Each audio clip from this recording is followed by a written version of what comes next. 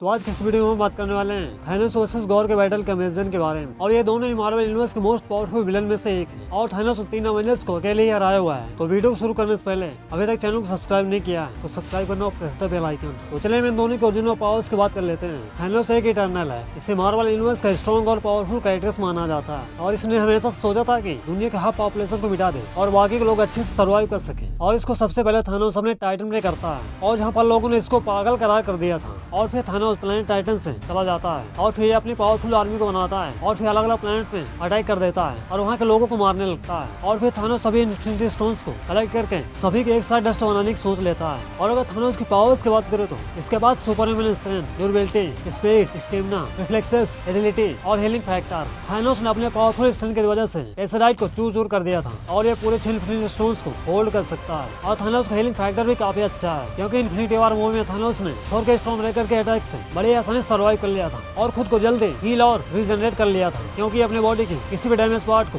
बड़ी ही जल्दी हील कर सकता है। और बात करें गॉर के ओरिजिन की तो गॉर जिस प्लेनेट से बिलोंग करता है वहाँ पर कुछ भी खाने पीने के लिए नहीं होता है और जिस वजह से वहाँ के लोग धीरे धीरे मरने लगते हैं। और वहाँ के लोगों को सिर्फ गॉड पे भरोसा था कि एक दिन गॉड आएंगे और उन सभी का हेल्प करेंगे, लेकिन ऐसा बिल्कुल नहीं होता है। और कुछ दिन बाद गौर की पत्नी और उसका बेटा मर जाते हैं और जिस वजह से उन सभी गॉड पर से भरोसा उठ जाता है और गौर के प्लेनेट के सभी लोग गौर को वहाँ से भगा देते हैं। और फिर गौर भटकते भटकते एक ऐसी जगह पर पहुँचता है जहाँ पर दो गॉड्स लड़ रहे होते हैं, एक गोल्डन कलर का और एक ब्लैक कलर का। गोल्डन कलर वाला गॉड गौर से खुद के लिए हेल्प मांगता है और जिस वजह से गौर को उस पर गुस्सा आ जाता है। और फिर गौर ब्लैक कलर वाले गॉड के वेपन के छोटे टुकड़े को ले लेता है जिससे वो गोल्डन कलर वाले गॉड को मार देता है और गौर उस वेपन के छोटे टुकड़े से और ज्यादा पावरफुल हो जाता है। और फिर गौर सभी गॉड्स को मारने लगता है और जिसको कहा जाता है गॉड द गॉड बुचर। तो गौर की पावर्स की बात करें तो इतना पावरफुल है कि इसने थॉर को हराया हुआ है। गौर ने थॉर के 3 वर्जन एक साथ अकेले ही हराया हुआ है और ये प्लेनेट को डिस्ट्रॉय कर सकता है। जब थॉर ने 2 मिलियन के लाइटनिंग से गौर पर अटैक किया था वहाँ पर भी गौर ने इसको सर्वाइव कर लिया था और गौर ने सन को भी नष्ट किया है। और गौर नेक्रो स्वॉर्ड से कई वेपन्स को बना सकता है और इस नेक्रो स्वॉर्ड वेपन से गौर ने कई गॉड्स को मारा है और इस वेपन से खुद को हील और रिजनरेट कर सकता है। तो अगर बात करें दोनों में बैटल होता है तो कौन विनर होगा, तो ये दोनों ही मार्वल यूनिवर्स के मोस्ट पावरफुल विलन में से एक है। और वह थानोस भी ओडिन के सामने टिक नहीं पाया था और ओडिन के मारने के बाद ही थानोस ने एसगार्ड में अटैक किया था